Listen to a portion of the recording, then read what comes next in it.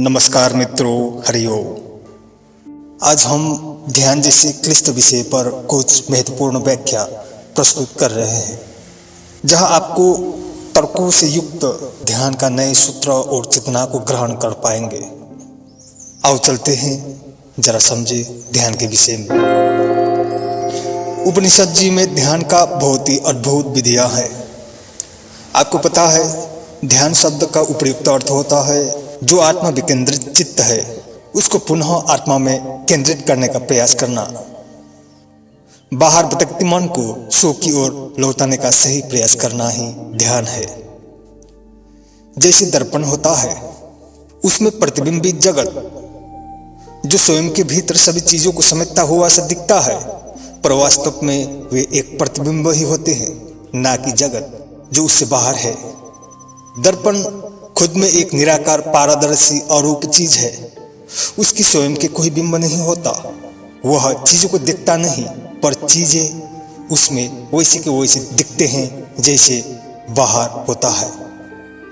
आत्मा का स्वरूप भी कुछ ऐसे ही होता है, निर्मल, निर्विकार, निराकार, शाश्वत, जिसमें प्रतिबिंबित जगत चिदाकाश के भीतर हमारे मस्तिष्क में मन या चित्त बनकर जन्म ले लेती है।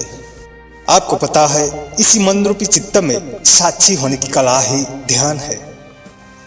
यह अंतचित्त दर्पण को निर्बिंब, निर्मल, पारदर्शी कर हमारे मूल वास्तविक आत्मस्वरूप में पुनः प्रकाश कर देती है।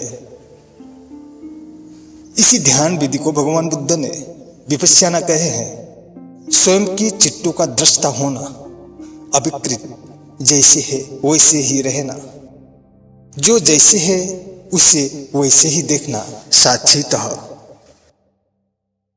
दोस्तों, गीता के कई सूत्रों का सार निचोड़ जानना चाहो तो यही है, जिसे ध्यान के रूप में समझा जा सकता है। इसमें स्थित कई सूत्र हमें सही में तटस्थ दृष्टा मात्र होना सिखाता है। तुम अकर्ता हो, स्वयं को अकर्ता ही देखो।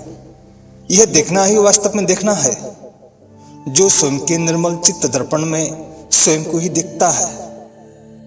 इसे ही आप ध्यान के सही विधि के रूप पर दैनिक अभ्यास में ले सकते हैं। स्वयं को ही देखने की सही प्रयास, इसे ही आप ध्यान समझो। स्वयं को दर्पण की तरह निर्लिप्त जानो। तुम स्वयं को हर चीजों के कारण मानते हो। सुख दुख, हानि लाभ, तेरा मेरा। इसलिए इसमें इसकी प्रतिभागी भी खुद ही को पाते हो, पर यथार्थ में तुम इसका कारण नहीं हो। यहां तक कि तुम कार्य भी नहीं हो। तुम तो केवल निमित्त मात्र हो। इन सब में खुद को दृष्टा समझो, दृष्टापन के भीतर। क्या तुम इसे मानने को राजी हो कि तुम कुछ भी नहीं हो? न कार्य न कारण। हाँ, तो तुम ध्यान की सेकंड स्टेप के लिए तैयार हो। एक प्रश्न यहां खड़ी हो सकती है कि फिर हम क्या है?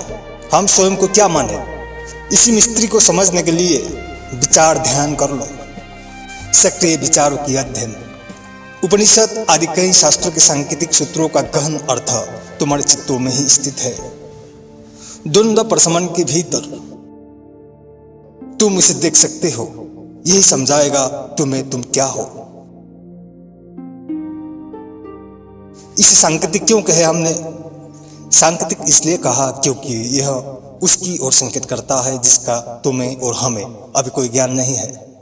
सारे शास्त्र संज्ञान से प्राप्त संकेत ही है, उसकी जिसकी कोई शाब्दिक अभिव्यक्ति या व्याख्याएं नहीं है। व्याख्याएं बहुत है, पर यह उसका नहीं। जो व्याख्याएं हैं, यह उनकी अनुभूति के प्रकाश है जो अभी हमारे नहीं है। ये अर्थ व्याख्याओं से महत्वपूर्ण सूत्र होते हैं।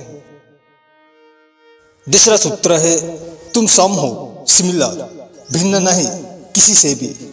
अस्तित्व के सभी चीजों के संग तुम्हारी आत्मिक समानता है और एकता, जिसे तुम भिन्न नहीं कर सकते, भिन्न नहीं मान सकते। सर्वरूप में एकत्व दृष्टि ही तुम्हें ध्यान के द्वार और गहराई दोनों समझा देता है। पर यह समझना, यह अभिन्नता स्थूल या भौतिक नहीं, कार्य कारणातीत अभौतिक आत्मिक चैतन्य के तल पर है। जिसे ज्ञान के द्वारा अद्वैत सत्य को जानने के पश्चात ही जानना संभव है। जिसे जानकर ज्ञानी मुक्त हो जाते हैं, वह सब कुछ जान लेते हैं। यहीं पर से तुम्हें भी ध्यान का स्पष्ट बोध होना शुरू कर सकता है। गीता में इसको ब्रह्म निर्माण कहा है।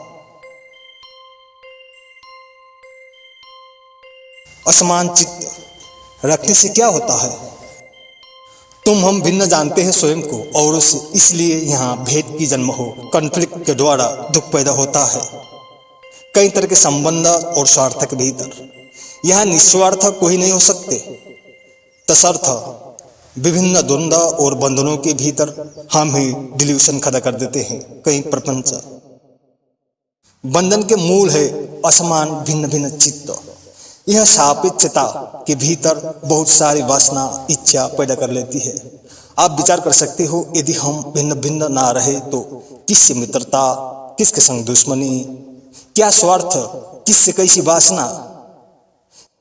इन सभी प्रपंच के लिए हमें असमान होना आवश्यक है। इसी को डिस्ट्रॉय कर उसी में हम ध्यान की प्रथम नींव का पत्थर रखते हैं। विभिन्नता में हम दुख सुख बंधन हानि लाभ जन्म मरण के संसार खड़ी कर उसी में घूमते उतरते तैरते डूबते रहते हैं। हाँ, कई आत्मदर्शियों ने जगत की इस विभिन्नता को ईश्वर की सौंदर्य और लीलात्मक कलाकारिता के रूप में भी देखे हैं और आत्मा से अनात्मिक तत्वों को भी निर्लिप्तता से स्वीकारे हैं। यह भक्ति का गहन रूप है, जहाँ वे व्यक्त में भी ईश्वर का प्रतिमूर्त खींचते हैं। पर यह तो ब्रह्म निर्माण को पाने का बाद ही संभव है।